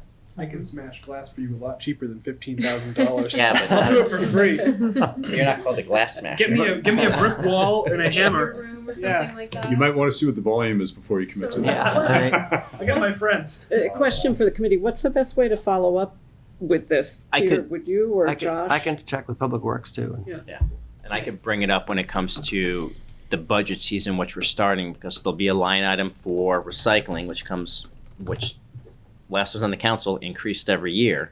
And then the question always comes up, well, is it still worthwhile doing? Yeah. Right. And then Right. Naturally. And at that last meeting, they also discussed, does it make sense to go back to multi-stream? I know that's labor intensive, and I know that might impact who participates. Yeah, I don't know if But we there can. was that Yeah. question of, Like, does that make more sense? hard. I brought that idea up, but the way how recycling's done in America now is everything's brought to a MRF, these joint facilities, and there's very few facilities that actually just take single types. They do Right. exist. That's why just doing local solutions. I remember when, again, when China stopped taking our trash recycling, so they went to clean up their environment, a lot of places in Kittery, businesses, they were told, we'll only recycle your paper, because that was the correct approach. So that means someone somewhere was accepting more than single stream. There's just aren't many MRFs left Right. that will do that. So how do we get a bottle bill in New Hampshire? That's the Yeah. next question. Well, that's the actionable item, you know, how do you get businesses to give containers that are reusable out, that they bring back, they wash them and reuse them? I mean, those are the kind of solutions that need to happen. I think there was one proposed in New Hampshire this year, but I don't know if anything happened with it. I do remember reading about that. I don't know what the status is though. I'm going to assume probably not. Yeah. Right. Yeah. Sorry, I didn't hear what you said. I think there was a bottle bill proposed this year in New Hampshire, but probably didn't go anywhere. And to that point, and this cropped up a lot in the research that we're doing, one of the actions or one of the advocacies that we have to recognize as necessary is it's us that has to push Concord. It just is. If the rules don't, and I can compare my home state of Massachusetts and my current home state for the last 25 years in New Hampshire, sure, night and day. But that doesn't mean we have to be satisfied with it. Everybody in this room knows it's a long, slow slog to legislate anything. But all we know for certain is if we don't push, then it won't happen. One thing I'd want to add to the recycling conversation, single-use plastics being trash, the ordinance which the Eco Club helped me pass 2+ years ago is now going to be enforced on city property, including it's now in the contract for the farmers market this year, that they will abide by that ordinance, and that includes everything under the sun from the composting requirement, which I'm most proud of as part of that. But so change is finally going to come from that. It's not going to be immediate. I'm sure some vendors there will still have like their plastic bags, but everything should be compostable or reusable there. Amen to that. Progress is progress. Yeah. Well done, Josh. Slow and steady. If you want to look it up, that according to this article I had on my phone, I knew it was there somewhere. It was House Bill 1652. I just looked it up and it was referred to interim study. Soon to be Well, done. that means that there might be a work session on it in the summer or something, but that's something we can follow up on. And it says a lot that it was proposed, so we'll see if we can get it back again next year. Although there might be a 2-year restriction on interim study bills. We'll see. Wow, woman knows her state politics and process. So Jess, just to build on, and I appreciate just bringing this up. I was at a dinner and somebody up in Bristol, they were able to change a platform that made a truck able to come up and pick up cardboard. Now they're making money off their cardboard where they weren't off recycling. So this is kind of big. When we were consulting with Surge Force, they said, don't get too wrapped up in recycling because a lot of people will get all up in arms. Look for your bigger. So I get emotional, and so we want to keep this in perspective. However, I really like what you were saying, John, in terms of where do we go when we're talking about cultural shift. Josh and Peter, what I don't know enough about the data. Do we have, once it leaves us, do we have the data from Turnkey? What are they doing with it up there? How much percentage of what we actually do goes into the landfill? I don't, because I think Turnkey then ships it to a MRF down in Massachusetts. Haverhill, I think. It Yeah. I think we What's a deliver, MRF? we deliver either solid waste or recycling. So it gets delivered to a facility that takes it. All right, so it goes to the facility They to be track that, recycled. yeah. All right, so we go there. Yeah. Do we know how much of that actually gets recycled? I don't know. I could ask that question. No, but that's, That's what we, that I would. mean, but the presumption is if you bring it to a recycling facility, they're recycling it as best they can. Yeah. So usually they sort out, these days it sounds like 1 and 2s at least. I So don't know what they they do with sort the it other out. ones. Then the rest of it, I'm assuming might go to turn, I don't know. That's what we have to find. The recycling piece, we'd have to find out what Turnkey does with it. We know what they do with the solid waste, but we don't know what they do with the recycling. okay, so I guess where I'm going with this is I would like to really be in touch with the reality, not with rumors or things that are just floating around. Mhm. So if we get the data and we see that every person, I'm spending time and money and energy, warm water to wash out. So there's a lot of energy going into this, psychologically, physically, and emotionally. So if we get the data, this might be a tremendous leverage to say, and I'm playing here, what if this gave us a leverage to say, the best way to deal with recycling is to reduce? And I've been thinking about, all of us. So we might be able to use the data to get a better leverage plan and go into a place that is a more healthy option. I like that. Yeah, because it isn't to use really good recyclable plastic. So yeah, Over reduce anyway. our connection to nature is not sustainable.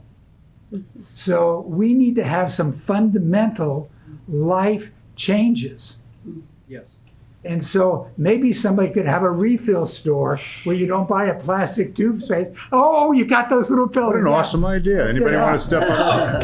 Yeah. So, Jess, I think this is close to all of our hearts. Yeah. And next week, I guess it'll be in the minutes, we'll get some kind of information back. Yep. Great. Well, how about a commercial break? Sure. Community Water Forum next week, May 3rd, Tuesday night, 6 to 8 p.m. The city's putting on a water forum. Larry, I don't know if you wanted to speak to it too. You had brought it up to me, but Brian Well, I Getz just wasn't able to be here I just tonight. wanted to make sure that the committee found out about it tonight. I haven't spoken in so long, throat's closed up. Yeah, it's this. While you guys were talking about people putting signs in their windows, it reminded me of a few years ago when there wasn't refrigeration. Everybody had a card that they put in their window when they needed ice, and the iceman would stop at that particular house.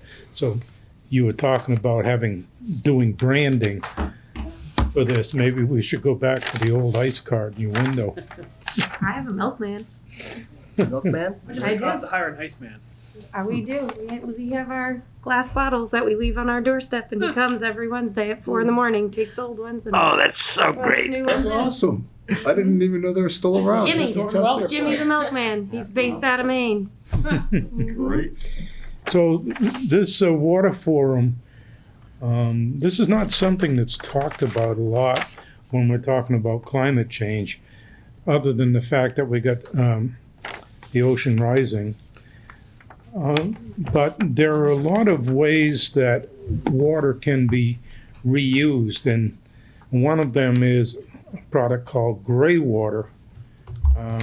That these would be things like gray water would be the residue from washing your laundry, and it was pumped out into some PVC that's in your yard that would help water your lawn.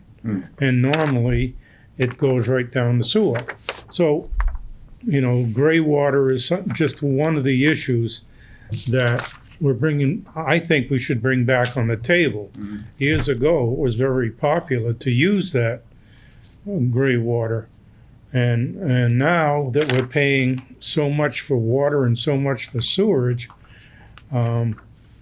it's another way of diverting a usable product. Yeah, it's reducing the use too, right? So Mhm. reduce and reuse. So this thing on Tuesday, that is, you can see this in person or via Zoom. I think they have a name for that system now where it's hybrid. Hybrid, yep. Yeah, that you can go either way. But I don't know if you got this in your emails, but there's a way to join the Zoom. What Right. time does There. it start again? I did 6 get to 8 p.m. 6 to 8. Yep, right here in council chambers. Okay. Yeah, But and if you go on the Brian- website, the Zoom link's on there. Yeah. Okay, Brian so that's spoke listed at as a the- city meeting. Yeah. Okay, Yep. great, excellent. Yep. Brian was at the Earth Thanks, Day Larry. gathering, the climate action last Friday Great. with Peter Rice and talked about Think Blue, Act Yep. Blue. Oh, yes. Yeah, they got the little logo on here Yeah, too. whale, Think yeah, that was blue, Think That's- blue. fish or whale or whatever it is. Yeah. That was far away. If I'm inviting somebody else, what's the best reference I can give them so they can get the, I'd say cityofportsmouth.com and then search Community Water Forum. If it's not right Great. on the front page, it probably Okay. will be right on the front page. Tuesdays, May 3rd, 6 to 8. City Council Chambers. You'll be on television. Hopefully people can make that. We're just powering through the agenda, Bert. How we doing? Well, we got, all the green ones. I'm gonna have to excuse myself. I'm sorry. I'm getting into a car to drive to New Jersey now, so. Oh, how That's horrible. Fun. Right, drive safe, Jess. The car in New Jersey. Good Good, night. Jess. Thanks for the I presentation. didn't say it, but Should we go to the report to does the council report on there? No, I don't see it anymore. Did we get rid of crypto off the agenda? Because I wanted to see what that. Crypto's on the agenda. You want to? I don't know who put that in there. Was that John? No, actually, I was gonna ask if we could make sure we hit on charging station tonight. No, I was crypto. You were crypto. I can make it very brief. Okay. So I saw in the paper not too long ago, there was an article that the city of Portsmouth is now accepting cryptocurrency as one of its payment methods. I'm not exactly sure which bills you can pay through crypto. So the city's working through, I believe, PayPal, Correct. which Third party facilitates Accepts the crypto transaction. Now, I understand that, it's my understanding that if you're paying in crypto, as soon as the transaction goes through, the city, PayPal actually changes that currency to US dollars. So the city's not holding crypto. I understand that.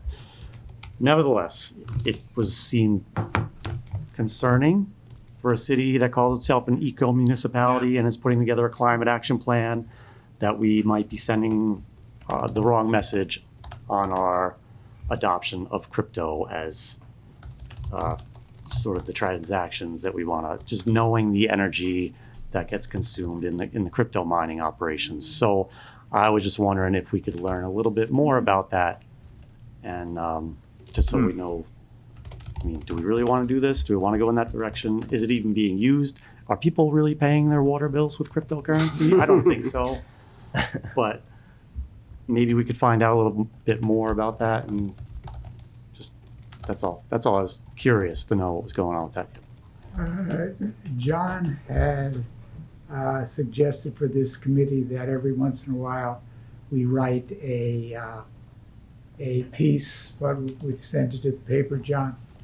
Yeah, And I'm thinking topics like waste or crypto for education. I think most folks who are using crypto or even thinking about it, they just kind of glaze over. But the energy use that is attached with it is not, I think, as well I've known, just here in this group. How many know about the energy use that crypto is required? Raise No, it's your hand. astronomical. Yeah, so this And it's group, going up. what's that? It's going up.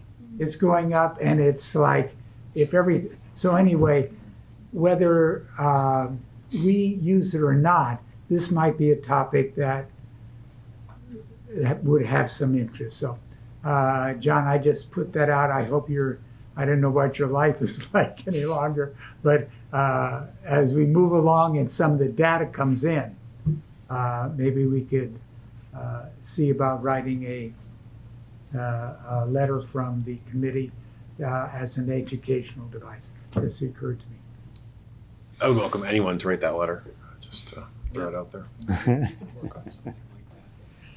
Yeah, it'd be interesting to see what the reality is on it, because I know there's a huge amount of use for energy, and was my understanding, and I brought it up with someone else I know, and they said it's true, there's a lot of energy use, but there's also a lot of energy use in creating currency. So are you comparing apples? Are you comparing them to each other? So I don't know. I always thought, boy, it uses a lot, why would we even do that? But So I've heard different stories about some crypto mining operations are using hydropower that was existing, and they were just saying, oh, well, it was energy that would be unused if we weren't using it. I've also read reports that they're firing up old coal power plants to power these mining operations, which is a little bit more concerning. So It's a mix. Ecuador is now running Bitcoin mining off of geothermal volcanoes, so they're doing that, and a lot of these crypto assets are trying to get more energy efficient. Just out there, like they are, there's some major ones out there. They're trying to completely offset all their carbon. So, just out there is a slight counter argument to some of those.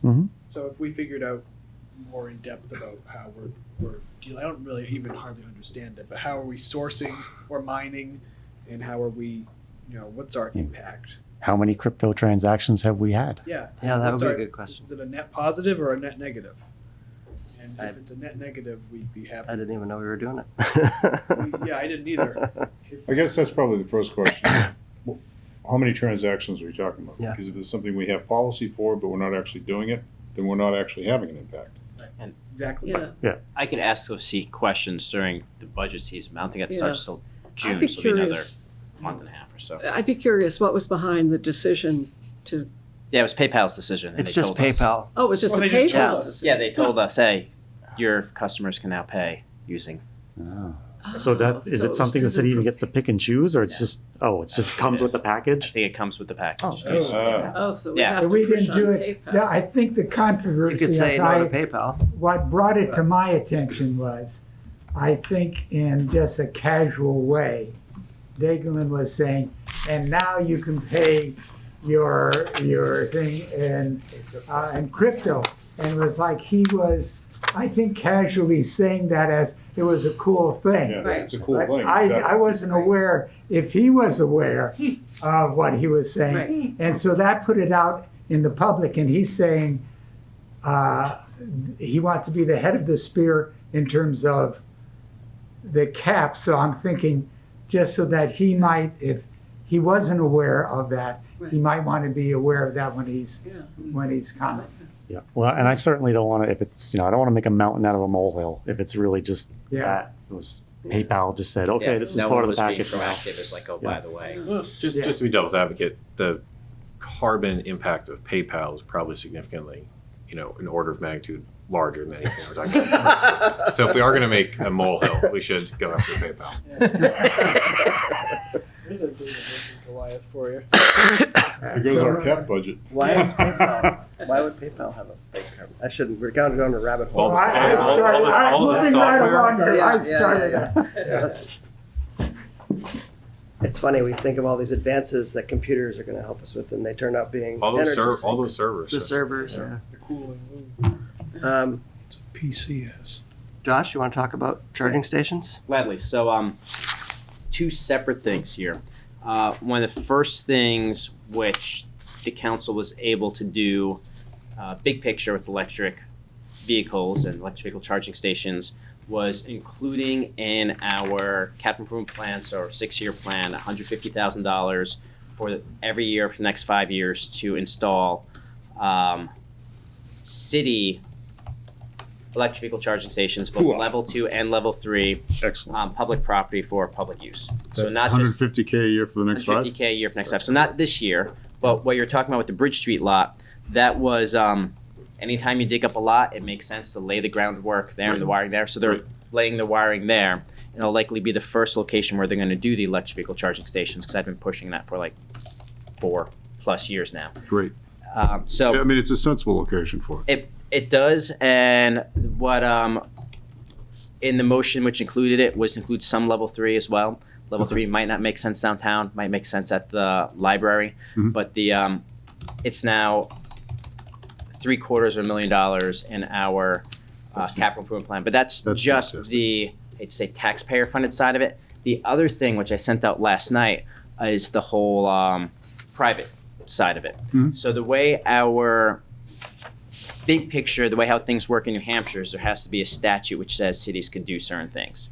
Statute says you can recycle, we can recycle. The nice thing, which I learned about our zoning, it's kind of the opposite. It says you could take a novel approach to doing any number of things to achieve these goals. So there's enabling legislation saying we could do anything essentially under the sun, which meets certain goals. But the problem then becomes we could only do what we list in our zoning, if that makes sense.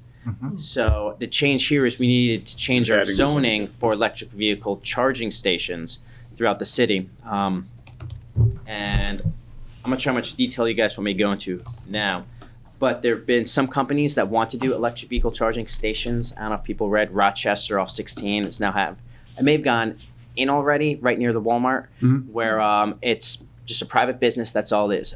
Companies have looked at doing them in Portsmouth, but the problem is in our local zoning, nothing says electric vehicle charging stations. The closest thing to it is gas stations. So the planning department are like, all right, well, this is the closest thing you're to, which means you need a roof and a building and this and that, and they don't need any of that. So the zoning amendments, which Councilor Cook and I are proposing, address that issue on several fronts. Big picture, the way it works is if it passes on Monday night, we send it to the planning board. They'll have the professionals look at it. They'll make some changes to it. They'll have a public hearing at it. They'll send it back to us. The city council will have 3 readings, public hearing, and all that. So it's a lengthy process, but here's specifically what's in it. And what I sent, it might look confusing because it has like charts and everything else in it. The definitions are at the bottom. So there's essentially 3 definitions which I created.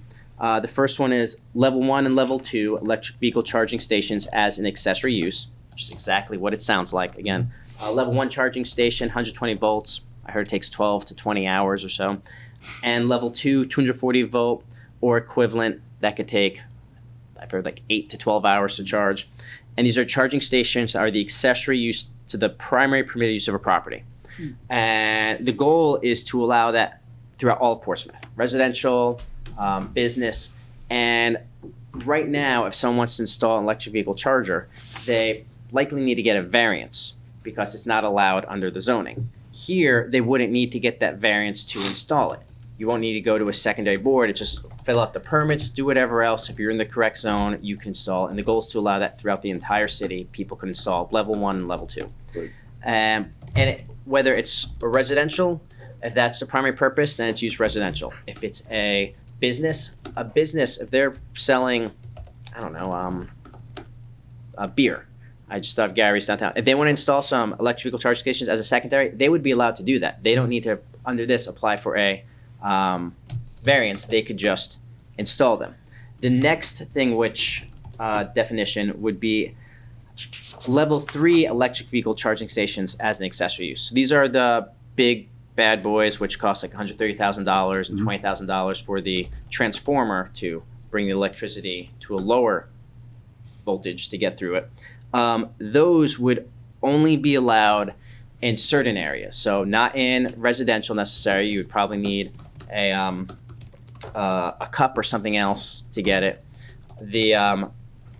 But they would be allowed as a secondary use to most businesses downtown. So if a business has a parking lot, Walmart, if they want to throw some up, they would be able to put them up. Some specifications in here, and one issue which came up when some businesses were looking at doing it was currently under the zoning, it would require some sort of facade to block it. So some of the language, which I kind of like a dumpster facade, dumpsters, they have like these things built around them, like, no. Screening. And like, so what, and this has been an issue, so I made clear, and hopefully they keep this, so we're saying landscaping screening will not be required for the electric transformers necessary for electric vehicle charging stations as a principal use, yada, yada, yada, yada. So hopefully it will eliminate that barrier so you could see them start coming up. So those are 2 categories. And the third category, which is more restrictive, would be electric vehicle charging stations as a principal use for level 1 through level 3. So that's if a business wants to come in and if their sole purpose is electric vehicle charging, like doing Rochester, they can in certain zones downtown or zones throughout the city without applying for a variance. So that's the intent. I've spoke to a number of electrical vehicle experts on why there aren't that many in Portsmouth, why there's one going in Rochester, why there's a whole bunch of them in Seabrook right next to each other, a whole bay of them. And this would address those key issues which are identified. And so if you look at the actual 3-page document, which I drafted up, it follows the same flow as the zoning. How many pages is the zoning ordinance? Like 200 pages? Yeah. It's something crazy. Yeah. And so it just follows the flow of it. It's in the table of uses. Correct. So this is in the table of uses where it shows all the different zoning districts. Where my thoughts are, I'm not an expert. I'm just like, my understanding, this is where it makes sense. And then it lists 2 of the 3 supplemental regulations. I forgot to list the third one because I am only human. And we will see. I spoke to the chair of the planning board last night. I gave him a call just as a heads up, like, hey, this will be before you. And I'm confident the city council will pass this and send it their way. I don't know what their timeline will be, but hopefully come fall, this will be on the books. So what's the process, Josh? It needs to pass the city council Yep. and then go from there to the planning board? Correct. So we're going to refer it, because it's coming from us. Right. We need to refer it to the planning board. Okay. And then the planning board, they have their own process of reviewing. They'll have a public hearing on it. They'll vote on it. I believe they only vote on it once. Okay. Guilty of never having been to a planning board meeting. Shame on you. Yeah. Oh. And then You've missed a lot of They usually have fun. some kind of work session first, Work session talk on it. about it, then they have a public hearing where they'll vote on it to vote to send it to the council. So Right. it's usually at least a 2 meeting. 2 meeting, and then they'll I think send it so. back to us, and then we'll spend at least 3 readings on it, so 3 separate meetings voting on it, have another public hearing. So it's a lengthy process to change the ordinances. But this is some of the low-hanging fruit out there. One thing I'm considering is doing something similar for solar, but solar's more touchy in the state, what's allowed and what's not allowed by state law. But this was just, again, a low-hanging fruit. It made sense to unlock some of the potential to get not just the $750,000 taxpayer money, but letting let businesses do their thing, Right. and private property owners do the same as well. Fantastic. Josh, this is great. Thanks to you and Yeah, Kate for pulling this through. This is excellent. Great work. I had a question about the level 3. Yeah. So I've had an electric car 3 years, and for a supercharger, I have to go to Seabrook. So is that tied up with us not getting the Volkswagen money, and will we be able to have a supercharger? And I don't mean downtown, I mean close to the highway. That's where superchargers and level 3 chargers, not just Tesla, are Agreed. So usually near the the level highway. 3 chargers that have been put in at the Panera and at the Walmart in Seabrook, and the ones that are going in Rochester, those are all, it's Yeah. private money that's funding it for the most part. Is it Panera that's funding it? I'm not positive. Yeah. I don't know if it's a land property owner, but it's just, it's not the city of Rochester or the city of Seabrook saying, let's put this in. But the municipality needs to provide the mechanism to allow it, just like. you Correct, can and for there these- they had to, so I spoke to someone on the Seabrook Planning Board, he's a coworker. Yeah. He's asking questions on this, and he's like, he believes like, yeah, they had to get a variance to get those in. Okay. And it's easier to get variances in other locations than it is in Portsmouth.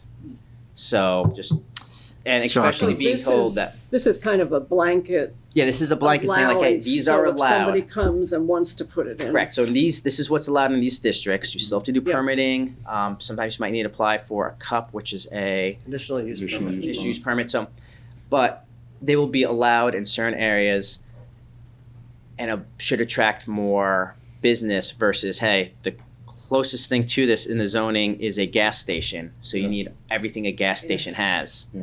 which, Yeah. so Well- this just requires parking lot and electricity. Yeah, somehow we got a, standing, very simple charging station at Whole Foods. And based on what you said, I'm amazed that happened. Whole and- Foods, where, Whole Foods Market on Woodbury. that's in Newington though, isn't it? Oh, Shaw's used to be. No, That's it. Portsmouth. It's still Isn't that Portsmouth. in No, town? no, it's in Portsmouth. Yeah, the cutoff It's is north of Gosling Road. the Gosling Yeah. Road. Yeah. I don't know Oh. Huh. if we permit those separately when they're part of a business, because Not sure. they're proposing them in a couple locations. They just went in as part of the development. Yeah. Like Chimberg, they just Yeah. put them in as They part of just the. put them Right. on. They didn't have to get a variance. Yeah, a lot Right. of the hotels downtown have chargers. Yeah, and we put them in here at City Hall in the garage downtown. Right. So So they didn't gone get, in. somehow they got past the gas station definition. Well, that's because it's not the sole use. It's accessory. It's an accessory. Like that's why I said like accessories they could do it. Right. But here, like the primary use, if the primary use is going to be electric vehicle charging, the closest thing in the current zoning ordinance is a gas station. as a standalone, not related standalone, to a yes. development or anything else. Correct. Got it. But this should make it easier across the board, Got it. so people Thank aren't you. scratching their heads, Good. wondering what to That's do. great. It's exciting Great. for us. Yeah. It's So- good stuff. Very thorough work. Yeah. Very I'm aware impressive. of time, and we got about 18 minutes left, so that, I'm done. Real quick, Josh, Thank you, did- Josh. on that, the Bridge Street lot. Yeah. Can you tell me again what's going in there? I know you said they're doing the infrastructure. Is there a plan for station? I'm not sure where specifically it is, but I'd imagine they have a part of the lot picked out if they're running the wiring now. City owned or? It's all, yeah, the lot's city owned. No, but I So- mean, the eventual electric vehicle charging, city owned or partnership, private At partnership? this point, I'm not sure. Okay. I mean, there will be funds to be city But owned. right now, they're just doing infrastructure. Correct. Okay. And And they're very wide pipes running the entire periphery, so you could put almost anything in there from what I've seen. as much as I love city owned electric vehicle charging, the goal would be that $750,000 goes towards that, but there'd be some of that could go towards partnerships to get more Sure. more out of it. Yeah. So if we could start doing public-private partnerships for electric vehicle chargers, There's tremendous opportunity for like sponsored charges Yep. and those types of things, but I see again, we have to provide the legislation and the infrastructure or nothing can be done. Get the roadblocks out of the way at the very least. Exactly. Which is exciting. Okay, why don't we move on to what's PCS? Portsmouth Climate Solutions. Last night, we had a meeting, and Portsmouth Climate Solutions basically is a small group of people now, because I think we started out Portsmouth Climate Solutions to get a climate action plan in place. And what has happened is great that the climate action plan got feet and was running way ahead of about where we were.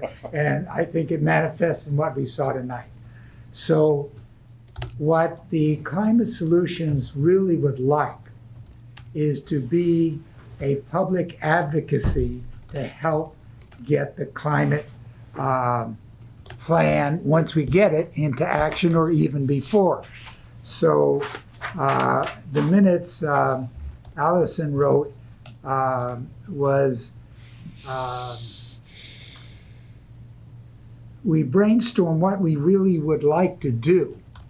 And the next meeting, we're going to continue to talk about how we can support the committee.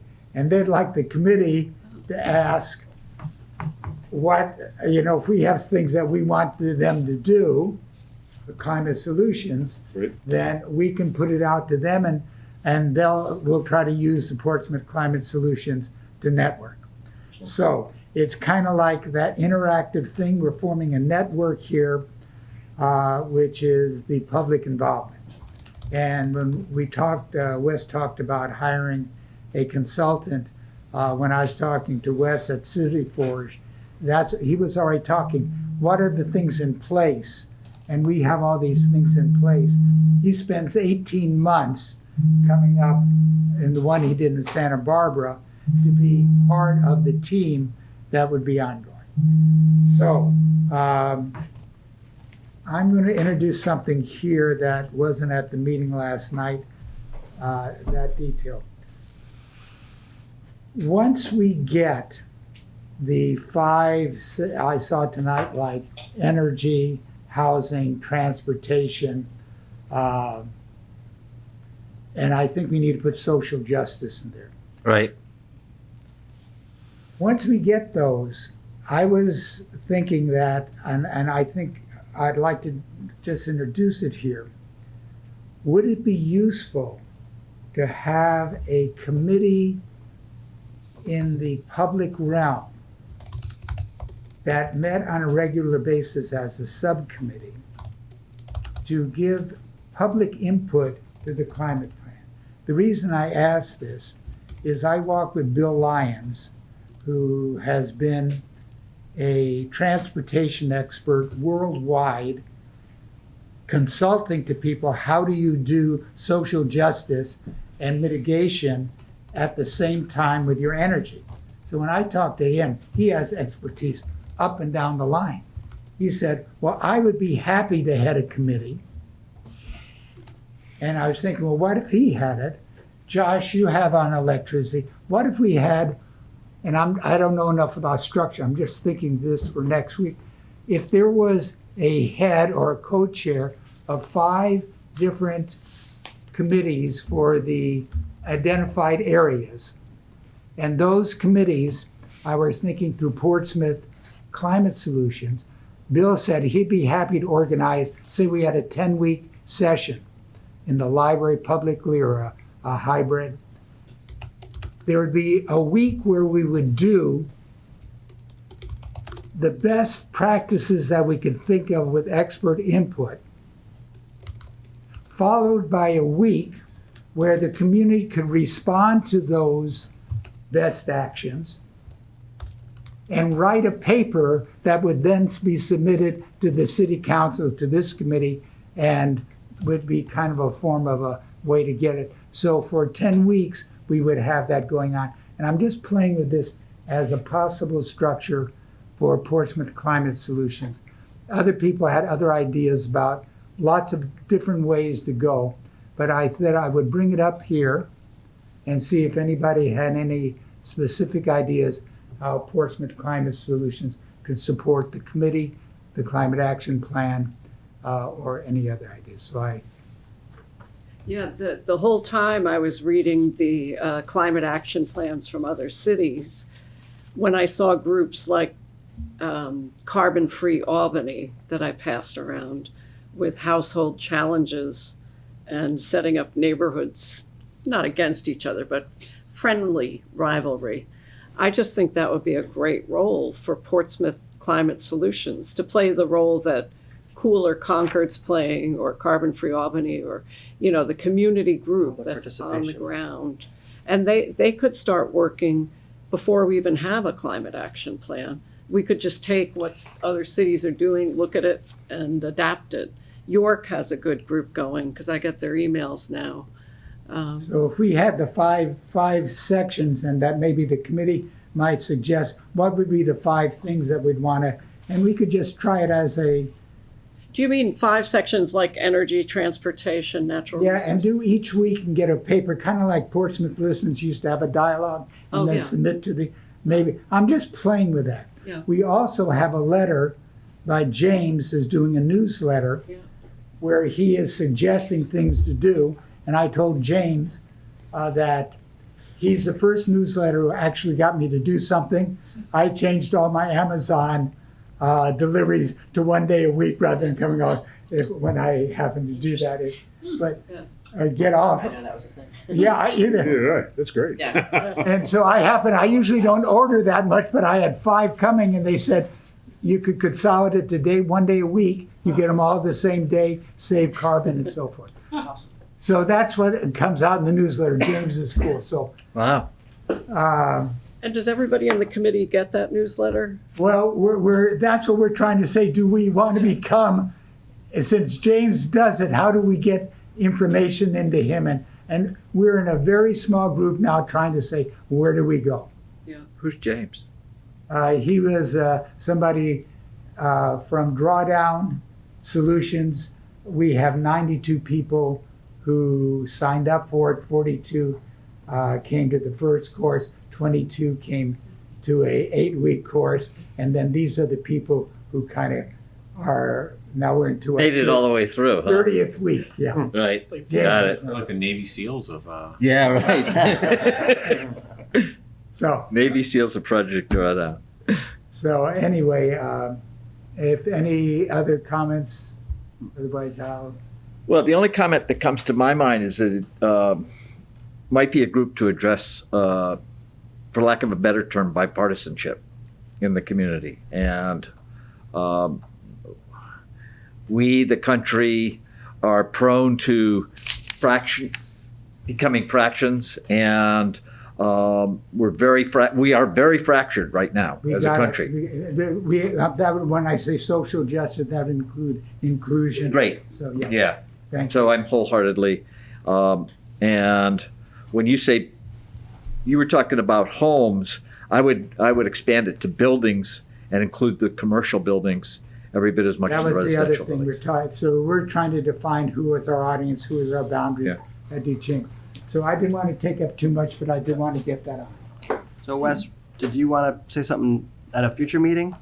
I just wanted to briefly introduce myself. I haven't been here in a while. This is going to take like 2 minutes. You can tell your whole life story in 2 minutes. So with that, I'll get going. I'm Wes Tater. I live here in Portsmouth again. I lived in Kittery, which is another universe, by the way, for a little over a year, and have been roaming around, but I'm settled back at 411 Middle Street. For those of you who don't know us, 411 Middle Street is a big Victorian house owned by Bob Vaccaro. We live as something of an evolving intentional community. We live in a beautiful house with a lot of artwork and one of the best yards in Portsmouth. It's wedding quality yards. That is a beautiful property. Bob, when Bob's partner, Dan, is a landscape architect by profession. Bob's walking through the yard and he says, I know 10 of the trees, but there must be 50 here, in different species, including a redwood, by the way. My core connection to addressing climate change and solving climate change is the whole topic of carbon pricing. And at a subsequent meeting, I'd like to bring that back to you, update you on what's going on for those that aren't familiar with this topic, provide some education. Carbon pricing, by all means, by all accounts, is the most effective first step that countries can take to get their emissions under control. You increase the price and you empower all of these wonderful things that Project Drawdown has, for example. So that's just a quick coming attraction of what I'd like to do. I used to be in commercial real estate. One day I woke up and realized that I also have something called bipolar, and there's nothing more cyclical than commercial real estate to balance out the cyclicalness of bipolar. And so I went to the liquor store for a couple of years. Now I'm at Whole Foods. It's the best job I've ever had. If you like seafood, I'm there in the afternoons. I'd love to see any of you. Thank you. Thanks for including me, and thanks for the great work you're doing. Thank you. Thanks, Wes. Great to have you. I think that's everything, except that we need to vote, motion to approve the minutes, which we Oh, yeah, usually I do was at the gonna beginning of the bring that meeting, up. but is there any A motion Motion to accept the minutes? approve. motion to accept the minutes? Second, all in favor? Unanimous. Aye. Aye. Okay, so we accept the minutes. And so I think that's all that left was a I check-in, have- unless there's other I have business. A Yep, quick question. You can. And it's a kind of a general question being on this committee. Yep.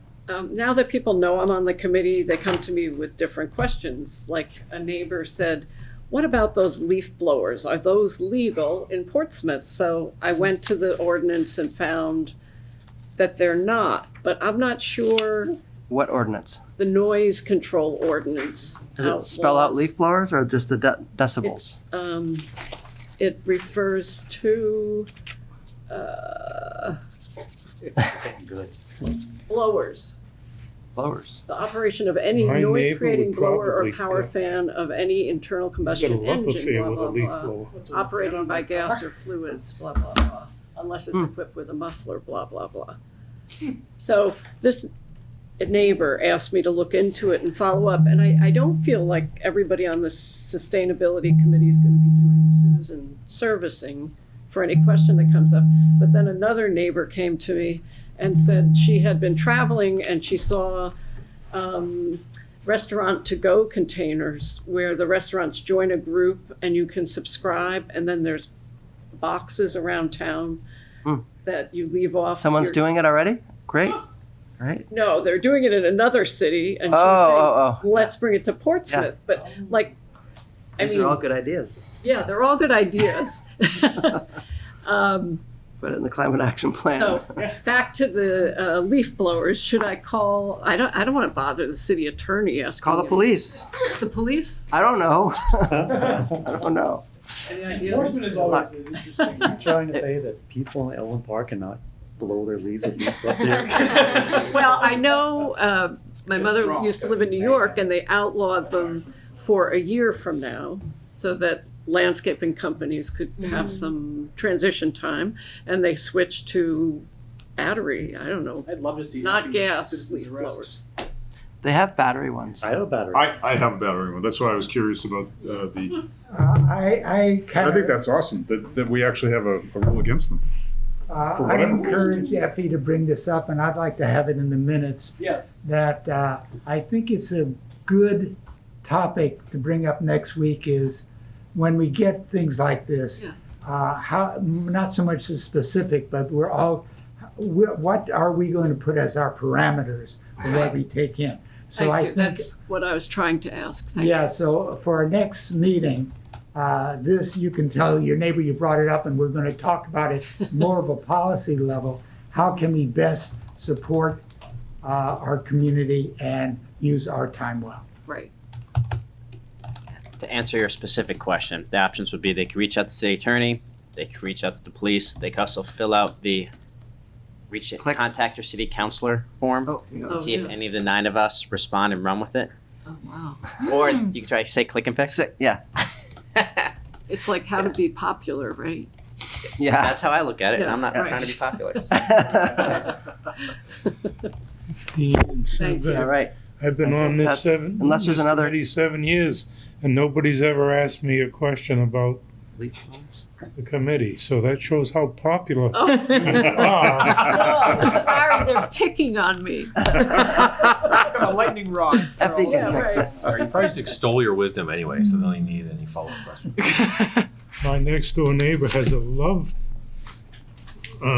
of leaf blowers. He does not only his yard, but all the neighbors and the street. Oh, really? Well, I heard a good argument Well, against them. The thing is, I mean, they're gas powered, so Yeah. carbon. Oh, we yeah, don't, I we see don't 'em want filling it up. So Yeah. it's not just the noise, though. The ordinance. So is the written argument different. against them is that they remove the organic matter from the grass and Yep. impact the ability for your grass to grow. Mhm. Yeah. You want to I've argue with someone considered about it? no longer mowing my lawn because they say it's. I mean, it gets to a certain point, you gotta do something, but. And the actual carbon footprint of those small engines, it's Is it high? horrendous. Really? California killed them all. Good. Horrendous. I mean, oh, good, because that makes Yeah. them bad. Yeah. Oh, yeah. All right, so the check-in, or is that what you were going to say, Bert? Yeah. I'm glad you're here. You want to start? Let's go this way. What I'm taking away.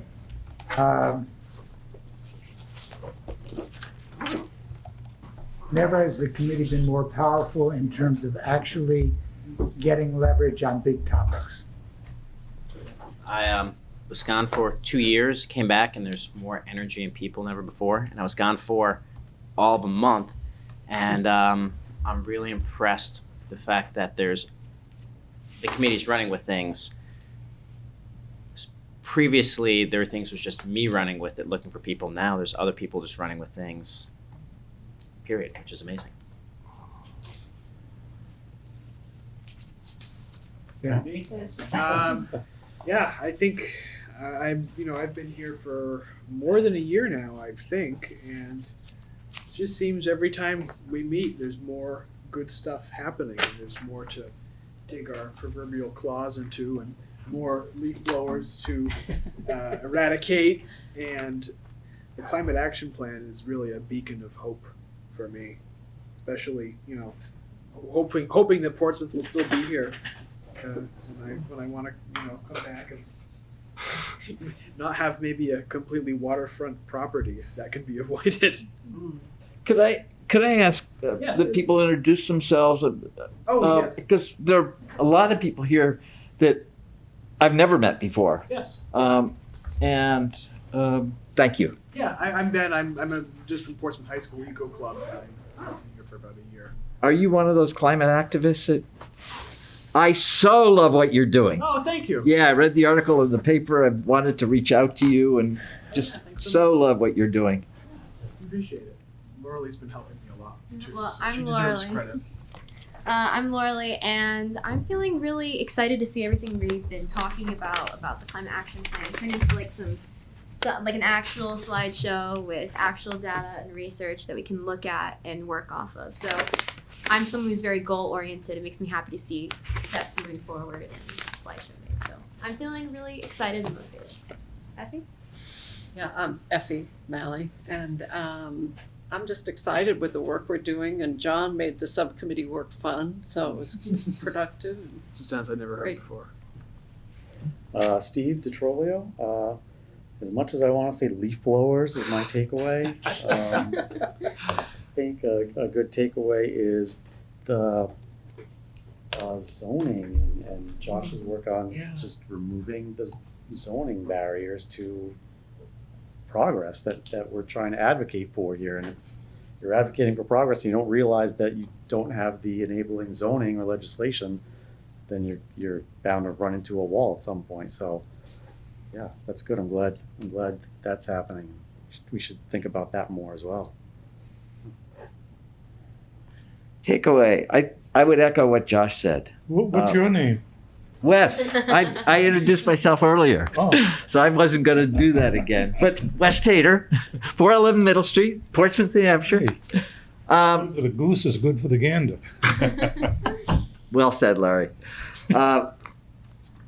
The difference in the 2 years that have been gone is just amazing, and the work that's being done on the Climate Adaptation Committee and Josh and leaf blowers, and it's very exciting. We're gonna have to talk more about that. Yeah. And the work that you guys are doing, independent of here, is really inspiring. You're so well organized. You've done your homework so well on how the state operates and the legislature operates. Laura Lee, she's a force. Team. Yes. Thank you. John Kennedy. My takeaway is the depth and breadth this committee is putting forward. I think it's impressive, kind of on both areas, and we all know that this is not an easy fight. I think you need kind of lots of different battles and projects, kind of some big, some small, some really big. So I think we saw a lot of that today. John Cardy, similar takeaway to Steve. Very, very happy to see what Josh sent out last night, and kudos to Josh and Kate in absentia and to Peter, because this is the city, and this city is actually doing stuff. We're getting stuff done. We're not just planning on getting stuff done. I'm looking forward to, Josh, if we could maybe follow up on your solar topic, because that's kind of near and dear to my heart as well. But yeah, thank you, City of Portsmouth, for getting in. My name's Larry LaRiviere. I'm impressed with the level of work that is done by this subcommittee. I don't think some of the other members of this committee have kept as quiet as they have been for as long as they were during your presentation. And I'm just amazed at it. But there's one thing that keeps running through my head, and that is education. It just seems like there are a lot of people that don't read the fine print, so they don't know what they need to know. They read the headline and they think they know it all at that point. But we learn by listening, so I think you've got to get people together in the educational process in order for them to learn. That's why schools do so well as opposed to homeschooling for most people, is because those kids have somebody to direct them. Wes, you spoke about the Eco Club. Well, they've been at it for a number of years. They have a baseline, and they're doing a lot of work now that other people kind of tilled the soil, so to speak. And these guys are just following in their footsteps, and they're doing a great job. If I could hop in there, for those who don't know, Laura Lee is now a full-time member on her own. She was approved by the city council. So Full-time Adam. member of what? On the committee. of Oh, the that's committee. great. So not part of the Really? Eco Club. She's part of the committee. Congratulations. Good for you. Laura, you now outrank me. I am not a member. Ma'am. Peter, I'm done. Thanks, Larry. I'm Peter Britz. Thank you for all the work you guys have been doing with the climate action plan. That was a great presentation. I think it's great the whole committee can see it, see how much work you've done, and hopefully we'll continue to do, because it's still a long road ahead, but we're going to make good progress, and it's going to be a great start. Rather than just getting a consultant to review, we're going to know what we want. Back at you, by the way. You've been part of this subcommittee since the beginning, so thank you for that. That's great. With that, I think we can adjourn. Jess, would you make sure that the clarification of who's facilitating? Oh, thanks, Bert. I think is John, because there's some John, switch over between Aubrey and There John. are a couple switches that happened. Yeah. I'm facilitating. Aubrey is recording next week. okay. So the next meeting is Who's doing last the minutes? Thursday. Did you do the minutes, Ben, or you did? I did them just now. I'm You just attached. add that to the minutes at the end, Which one? that John is facilitating and Aubrey is recording the next meeting. Thank you. So the next meeting's the last Thursday of The May. fourth, it's always the fourth Thursday. Okay, great. Unless we change it. Thank you.